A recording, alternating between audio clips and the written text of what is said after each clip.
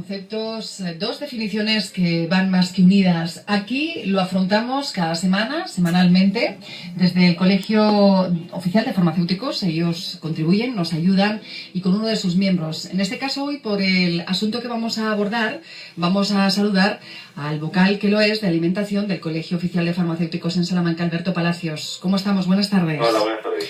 A menudo venimos oyendo en los últimos tiempos lo necesario que es el que consumamos agua, el que al menos tengamos un promedio de consumo de 2 litros a 2,5 litros diarios. Hoy vamos a hablar de la deshidratación. La primera de las preguntas que desde luego queremos nos resuelva Alberto Palacios es ¿por qué se produce la deshidratación?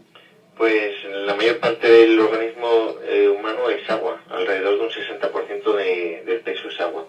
Este agua está dentro de las células, líquido intracelular, está en la sangre y está fuera, en el espacio que hay entre las células. La deshidratación se produce cuando se pierde la cantidad significativa de este líquido extracelular.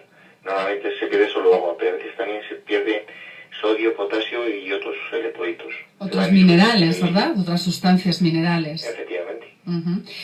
Antes de abordar los síntomas de la deshidratación, es decir, aquello que nos da pauta de que efectivamente pudiera tratarse de un cuadro de deshidratación, Alberto Palacios, ¿cuál es la peligrosidad de llegar al extremo de esta situación, de estar deshidratados?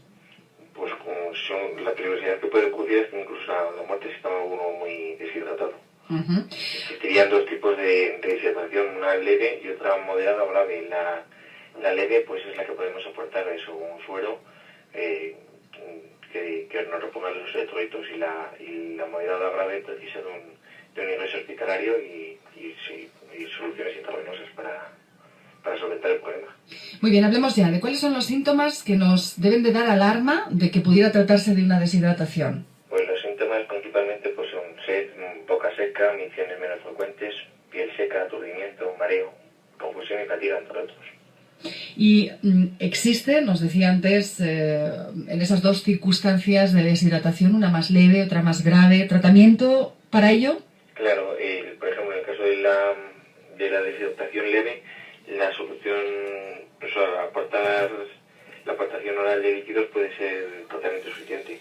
Las soluciones que hay de rehidratación oral permiten reponer el agua y las sales que permiten al organismo recuperarse. Estas soluciones de electrolitos son muy efectivas y están disponibles en farmacias. Pero, por ejemplo, las bebidas de deportistas, que mucha gente sí que las Las isotónicas. Sí, efectivamente, y contienen bastante azúcar. Y pueden, por ejemplo, en un caso de diarrea, la pueden agravar.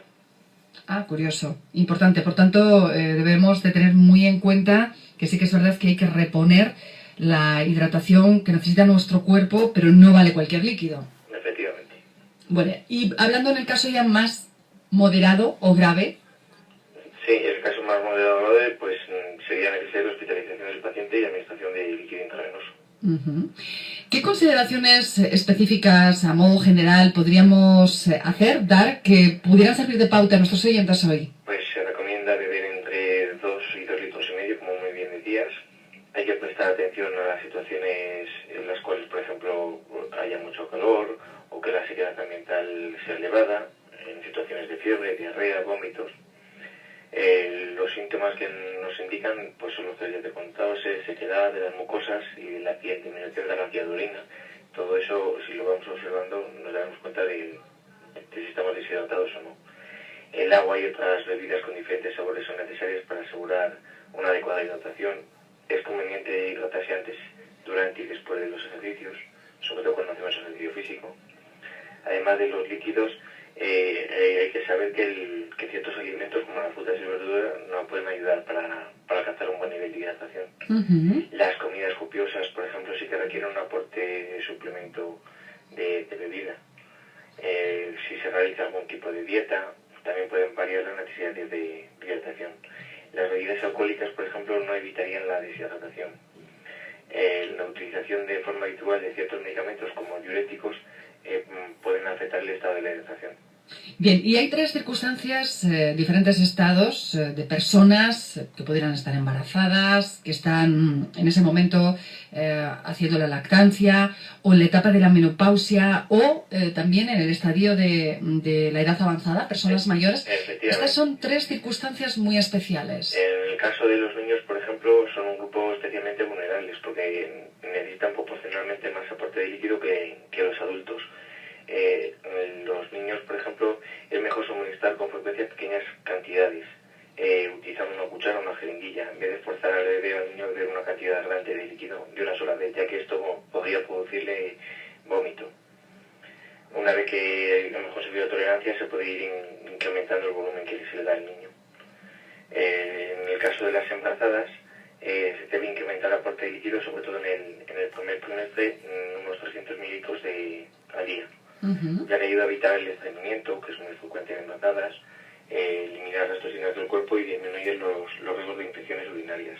¿Y en la menopausia? En la menopausia, por ejemplo, los requerimientos de agua no difieren mucho de los que se recomiendan para la edad adulta. Sin embargo, sí que cabe que lo más importante es cumplir las pautas de hidratación, porque ahí nos puede ayudar a aliviar los sofocos, compensar la pérdida de agua y que se producen las sudoraciones y reducir la sequedad de piel y mucosas consecuentes de la pérdida de estrógenos. ¿Y en las personas más mayores? Las personas mayores muchas veces pierden la sensación de sed, por eso es bueno que tuvieran una jarrita o una botella de agua que se la fueran bebiendo al cabo del día, porque se pierde esa sensación y, por ejemplo, personas que tienen problemas de movilidad o enfermedades hace que con la edad se tienda a beber menos de lo necesario.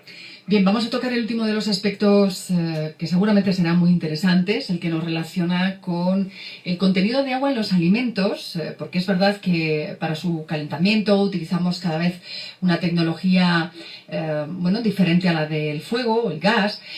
Por tanto, la preparación de cómo calentamos, de cómo hacemos estos alimentos va a diferir en si van a tener más contenido o menos contenido en agua. Efectivamente, el proceso culinario que utilicemos va a regular en cierta medida el contenido de agua del producto resultante. Por ejemplo, si hervimos los alimentos, se mantiene o incrementa el contenido de agua de los alimentos. Así es el caso, por ejemplo, de las verduras, que mantienen el contenido, mientras que pastas, arroces, cereales y legumbres duplican y hasta llegan a duplicar su peso al ser hervidos.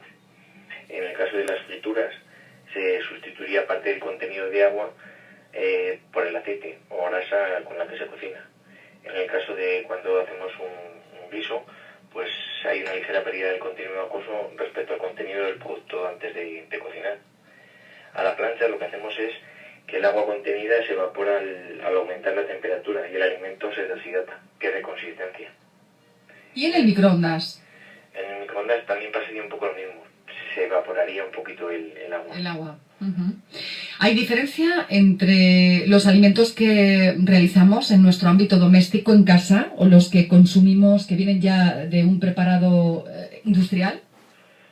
Depende del proceso que haya sujeto ese alimento.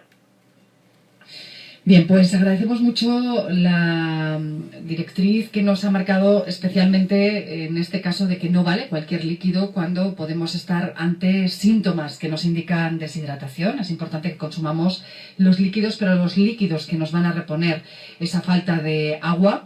En este tiempo del que hablamos hoy, junto al vocal de alimentación del Colegio Oficial de Farmacéuticos, Alberto Palacios, en nuestra sección de Nutrición y Salud, acerca de la deshidratación.